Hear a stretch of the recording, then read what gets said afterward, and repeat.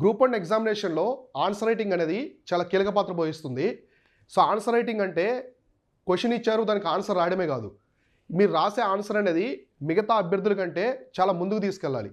So, ఇక్కడ ప్రధానమైనటువంటి అంశాలేంటంటే మీరు రాసే కంటెంట్ ఒకటి, తర్వాత ప్రెజెంటేషన్ అనమాట.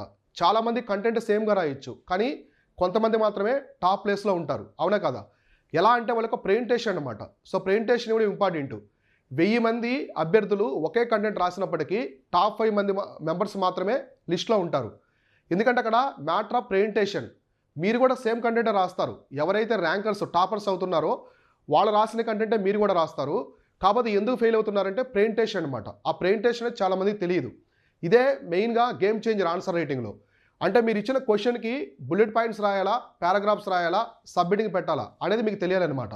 సో, దీనికోసం మనం ఏం చేస్తున్నామంటే ఒక మెంటర్‌షిప్ అనేది తీసుకొచ్చాము గ్రూప్ 1కి పర్సనల్ మెంటర్‌షిప్. ఇందులో మనము కంప్లీట్‌గా మీకు 80% ఆన్సర్ రైటింగ్ మీదే ఫోకస్ చేపిస్తాను.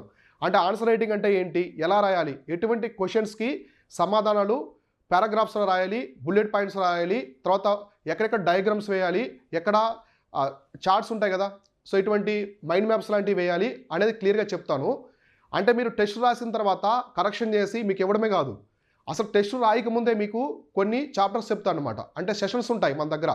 ఆన్సర్ రైటింగ్ సెషన్స్ ఇలాంటివి ఉంటాయి. సో, ఆన్సర్ రైటింగ్ సెషన్స్ అంటే మీకు వీడియోస్ రూపంలో ఇస్తాను.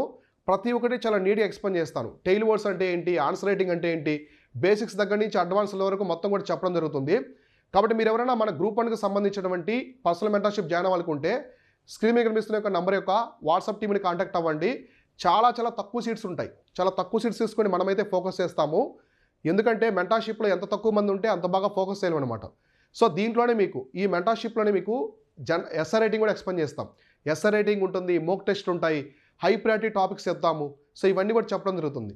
కాబట్టి ఓవరాల్‌గా గ్రూప్ 1 లిస్ట్‌లో మీరు ఫైనల్ లిస్ట్‌లో పేరు ఉండాలంటే గేమ్ చేంజర్ వచ్చేసి ఆన్సర్ రైటింగ్ అనమాట. ఇప్పటి నుంచి ఆన్సర్ రైటింగ్ మొదలుపెట్టాలి. ఆన్సర్ రైటింగ్ అంటే ఏదో ఆన్సర్ రాయడం కాదు, ప్రెజెంటేషన్ ఇవ్వడం. సో, 1000 మంది ఒకే కంటెంట్ రాసినప్పటికీ దానిలో టాప్‌లో ఎలా రావాలి? ఇంకొకటి మీకు ఎక్కడైతే 3 మార్క్స్, 4 మార్క్స్ పడుతున్నాయో అక్కడ 7 మార్క్స్ ఎలా గెయిన్ చేసుకోవాలి? ఈ 2 విషయాన్ని లక్ష్యంగా పెట్టుకునే మనం మెంటర్‌షిప్ అనేది ప్రొవైడ్ చేస్తున్నాము. సో, ఇప్పుడే మీరైతే మన మెంటర్‌షిప్‌ని ఎన్రోల్ చేసుకోండి.